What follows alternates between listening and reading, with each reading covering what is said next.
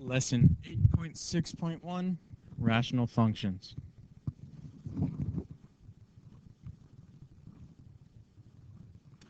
A rational function is one that can be written as a quotient f of x equals p of x over q of x, where p of x and q of x are both polynomial expressions. The denominator polynomial cannot equal the constant 0. This is just like when we were talking about rational numbers. You can't divide by 0. An asymptote is a line that a curve approaches as it heads towards infinity. There are three main types of asymptotes: horizontal asymptotes, vertical asymptotes, and oblique asymptotes. We don't have to worry about oblique asymptotes for this lesson. The two main focuses will be the horizontal asymptote and the vertical asymptote. When looking at an asymptote, you've got to remember there's an x and y axis there. And if this asymptote goes through the axis at A, well, we would write it as y equals A for horizontal asymptotes. The asymptote here is the point at which the function is undefined. Similarly, for the vertical asymptote, we'd have our x and y axis. Let's say the asymptote goes through the x-axis at our point A here. Well then, we'd write this as x equals A.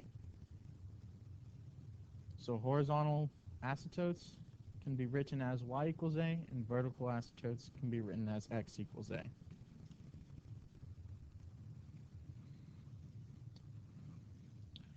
Here's an example directly from your textbook. The graph of the function f of x equals 1 over x is shown here. You can also graph this on your calculator. We'd like to observe some of the characteristics.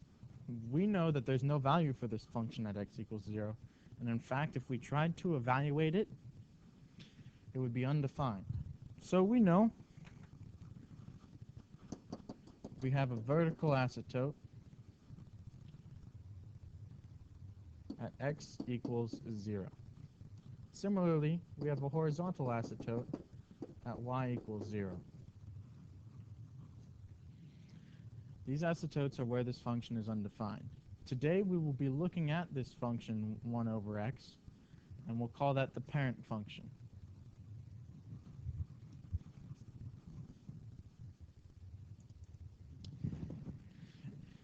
Here are several manipulations of this parent function. Y equals 1 over x, well in fact that is the parent rational function, and we know what the graph looks like back here.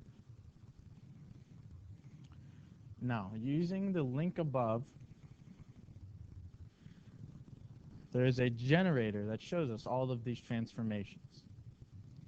The function shown in this graph is in fact our parent function of y equals 1 over x. Now, we're going to look at this function in its general form. This is every single manipulation possible of y equals 1 over x. We are going to see what a, h, and k do separately through practical examples. Let us look at our first example. Y equals negative 1 over x.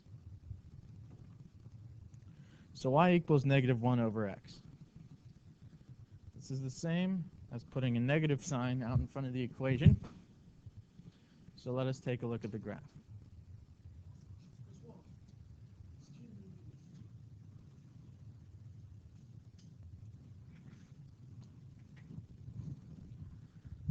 Here, I would like to look at the parent function at points we can easily tell. Well, I can easily tell 1, 1, and negative 1, negative 1. I will use these points to evaluate what happened to the function when I put that negative sign out in front. Well, I see there's a point here at 1, negative 1, and there's a point here at negative 1, 1. Well, if I were to think about this, if I were to plug 1 into x equals 1 into the function y equals negative 1 over x, Well, my x value would be 1 and my output would be negative 1. So this point is flipped over the x-axis and it becomes that point. Similarly, this point gets flipped over the x-axis and is that point. So what we call this is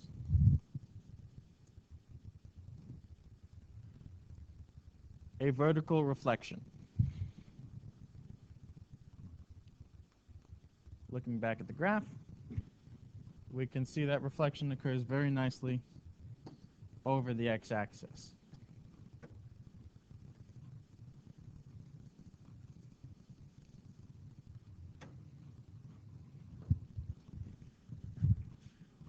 The next example we'd like to look at is y equals 3 times our parent function 1 over x. Well, our a then, we'd be multiplying it by 3. So this is going to tell us what our a does to the function. Let us look at points once more. We know our negative 1, negative 1. I'm going to write that in green. And we know our 1, 1. Let's see what happens. Well, I'm curious to actually see what happens at the x-coordinate 1. Well, I see this point now, 1, 3. Now I'll check my y-coordinate 1. That's 3, 1. So what I see here is there's a vertical dilation of the point and a horizontal dilation of the point. I'd like to check this hypothesis by looking at what happens to my negative 1, negative 1. Well, if I look at negative 1, it goes to negative 1, negative 3. And negative 3, negative 1. So this is in fact true. So when we look at our a, and our a is multiplying some number by our parent function, we get something called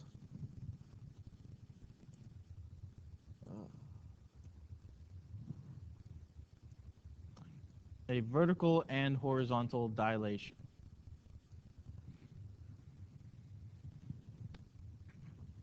Now, the next thing we're going to do to our parent function is add something to it. So let's just add 1.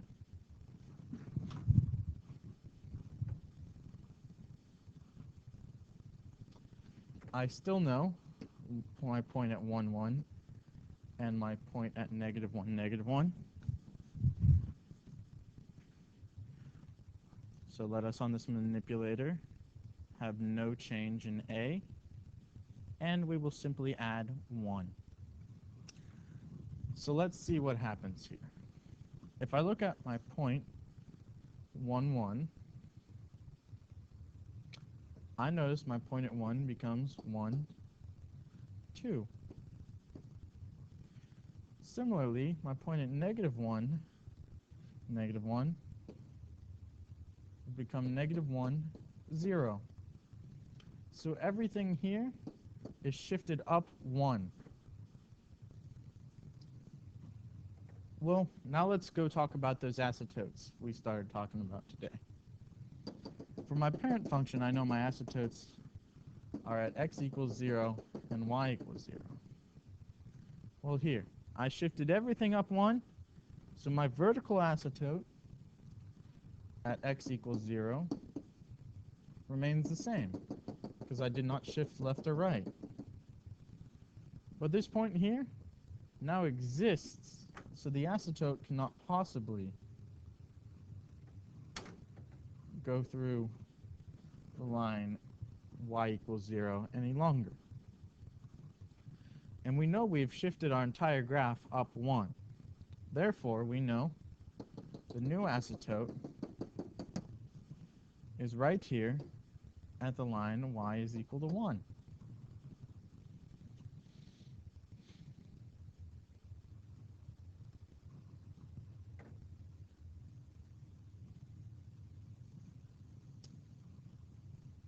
We're going to leave our asymptotes for the parent function in, so on the next one we can see what happens.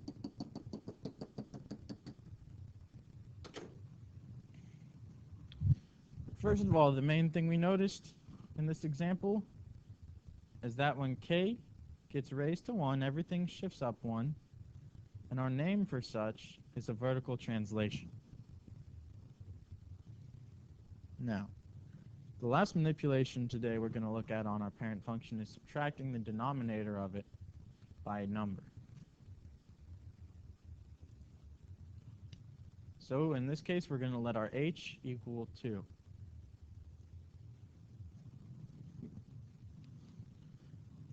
Well, we still know our -1, -1, and we still know our 1, 1. Let's see what's happened.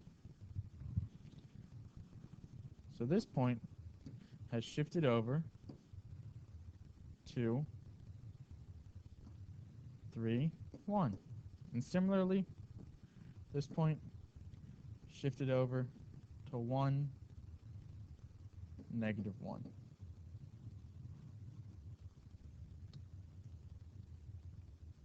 And we notice we did absolutely nothing to change our horizontal asymptote, but our vertical asymptote also gets shifted over 2 now. Find that the vertical asymptote of this manipulation of the parent function is at x equals 2. We see this easily because we shifted everything over 2.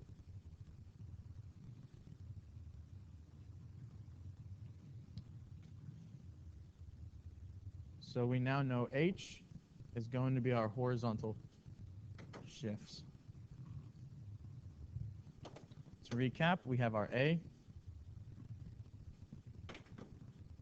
which tells us our horizontal and vertical dilation, our k, which tells us our vertical shifts, and our h, which tells us how to shift horizontally.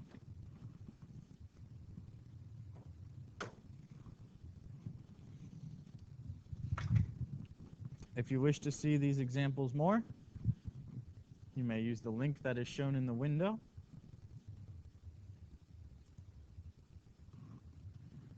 And you can manipulate the graph on your own.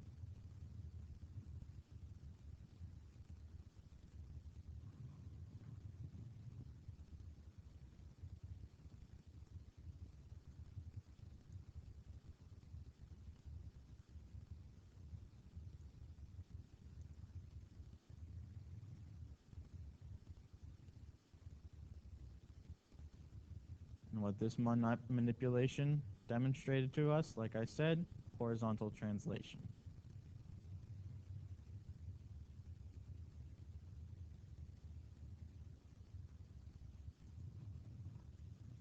Finally, we are now asked to describe the transformation to the parent function, then graph. It also asks us for the horizontal and vertical asymptotes. So, let's start by describing the transformations from the parent function. The first thing I tend to notice here is this x minus 1. So I know this is going to give me a horizontal shift. I'm going to abbreviate horizontal to the right 1. The next thing I notice here is there's a 2 out in front. So that tells me of the vertical shift up 2. I also notice I have a dilation of 3.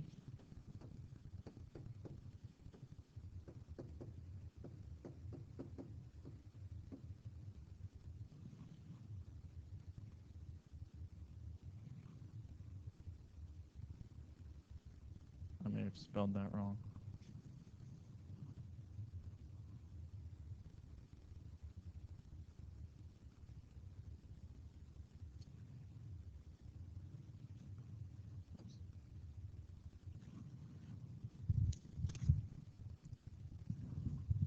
My dilation is 3.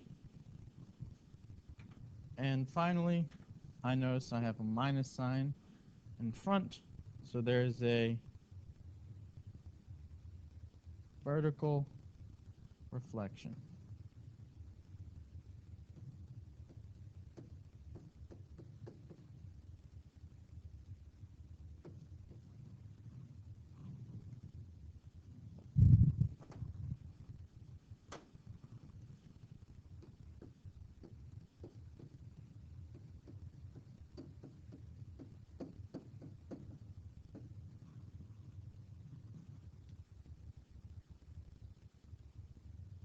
Take a second now to attempt to draw this graph on your own.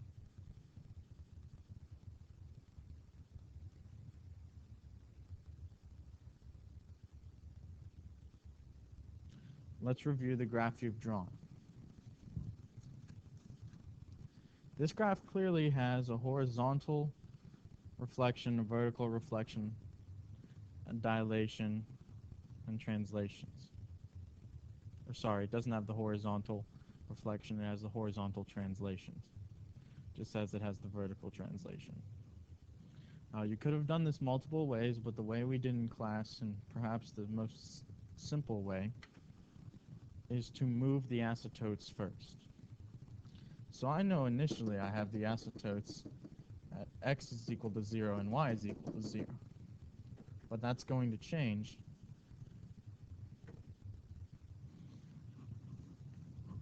So our horizontal translation right, we know,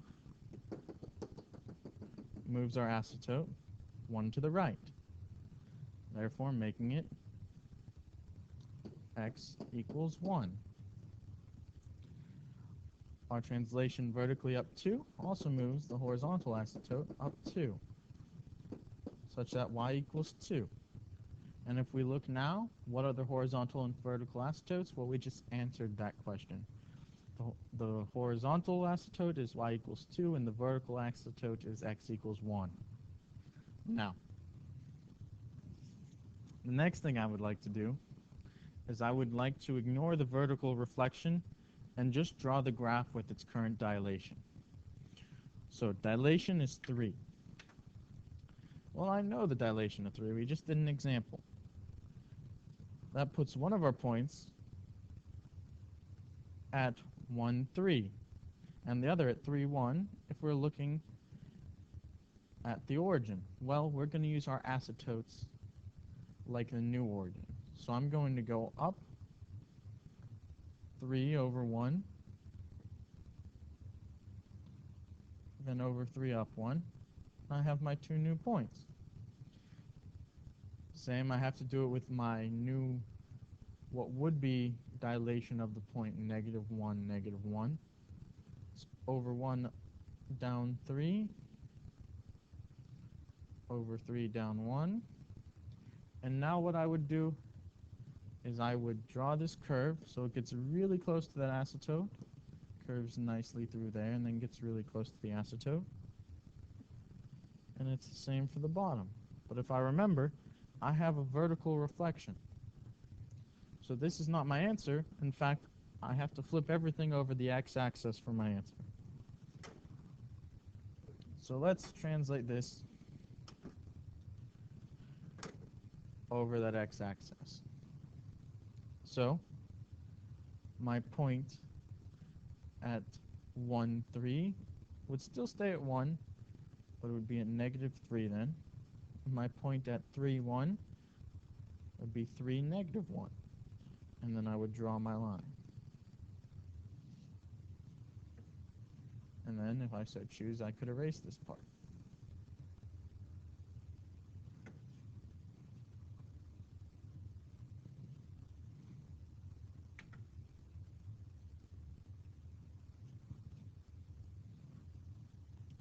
Now I need to do the same thing with the other side. My point at -1, -3 would go to -1, 3. And at -3, -1 would be -3, 1. So I could erase that line and draw in the new line for my final answer. So the graph you have drawn should look like this. having the vertical asymptotes at x equals 1 and y equals 2.